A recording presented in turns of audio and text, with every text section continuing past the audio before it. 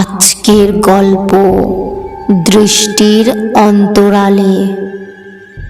ঘটনাটি রায়গঞ্জ জেলার সদর উপজেলার, যেখানে আমার বন্ধু আতিকের বাড়ি, বলতে পারেন স্থানীয় বাড়ি। আর ঘটনাটি গত বছর জানুয়ারি মাসে আতিকের বড় ভাইয়ের বিয়ের সময়। সেদিন বিয়ের অনুষ্ঠান শেষ হতে হতে অনেক রাত হয়ে যায়, তাই আতিক আমাকে তার বাড়িতে থেকে যেতে বলে। কিন্তু আমি থাকতে যাচ্ছিলাম না, কারণ আগামীকাল আমার ইউনিভার্সিটিতে পরীক্ষা ছিল। এদিকে ততক্ষণে আনুমানিক রাত 11টা বেজে গেছে। তখন আতিক আমাকে কিছুটা পথ এগিয়ে দিতে চাইলো। আমি অবশ্য তাকে বলেছিলাম, থাক, আর তোকে এত রাতে বাইরে যেতে হবে না। কিন্তু সে নাছোড়বান্দা আমাকে একা ছাড়তে চাইছিল না। যাই হোক, পরে অতিক সহ বাসস্ট্যান্ড পর্যন্ত এগোতে লাগলাম। কিন্তু আনুমানিক 10 মিনিট হাঁটার পর দেখি রাস্তার পাশে অবস্থিত একটি শিমুল গাছের নিচে এক বৃদ্ধ ব্যক্তি বসে আছে, যার এটা দেখে আমরা দুজনেই কিছুটা অবাক হয়ে যাই। কারণ একটি ল্যাম্প বাতি জ্বালিয়ে বসেছিল আর একাই কি জানি বিড়বিড় করে বলছিল। জামা কাপড়ও ছিল ছিন্ন ভিন্ন। কিন্তু তখন তার পাশ অতিক্রম করে সামনে এগিয়ে যাচ্ছি, এমন সময় সে বলল, বাবা, 20টা টাকা দেবে, কিছু কিনে খাবো। তখন আমি ও আতিক থমকে দাঁড়ালাম, আর আমি তার দিকে এগিয়ে গেলাম।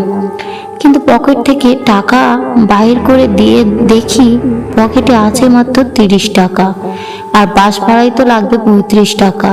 তখন আতিক বলল, রাফসান, 10 টাকা দিয়ে চলে আয়।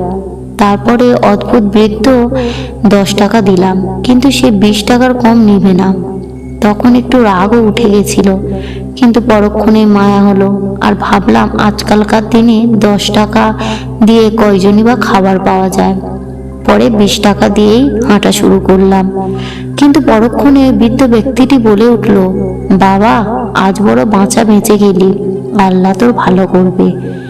একথা শোনার পর আমি কৌতূহলবশত তার দিকে ঘুরে তাকালাম আর মৃদু হাসি দিয়ে পথ চলতে শুরু করলাম।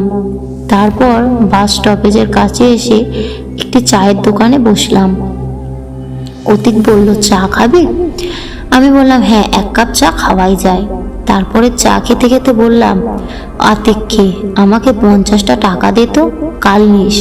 তখন সে 100 টাকা বাইর করে দিয়ে বলল, তোর কাছে টাকা নেই আগে বলবি না? এর কিছুক্ষণ পর একটি বাস এলো আর আমি বাসে উঠে গেলাম। কিন্তু আতিক বলল, রাফসান, এত রাতে এরকম খালি বাসে যাওয়াটা ঠিক হবে না, একটু পর যা। আমিও সমস্যাটা বুঝতে পেরে আর উঠলাম না। তারপর খানিক বাদে আরেকটি বাস এলো, আর ওই বাসটিতে অনেক যাত্রী ছিল। তাই আমি তড়িঘড়ি করে বাসে উঠে পড়লাম আর আতিককে বিদায় জানালাম। তারপর বাসটি চলতে শুরু করলো। কিন্তু আনুমানিক 10 থেকে 15 মিনিট পর দেখলাম সামনের রাস্তায় অনেক মানুষ ভিড় করে আছে। তখন আমি বাসের জানলা দিয়ে উঁকি মেরে দেখলাম আর কি হয়েছে তা দেখতে লাগলাম।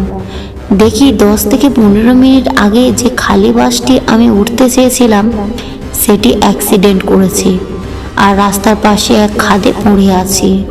চারিদিকে অনেক কাঁচের টুকরো ছড়িয়ে ছিটিয়ে পড়ে আছে আর রক্তে জায়গাটা ভিজে গেছে। এটা দেখার পর আতঙ্কে আমার বুকের হার্টবিটটা বেড়ে গিয়েছিল আর অনেক ভয় পেয়ে গেছিলাম। যাই হোক, পরে সুস্থ অবস্থায় বাসায় আসি আর আতিককে ফোন দিয়ে সব কথা খুলে বলি। সব কথা শুনে ও অনেক ভয় পেয়ে যায়। পরিশেষে শুধু এতটুকুই বলল যে সেদিন কি বাঁচাটাই না বেঁচে গেছি।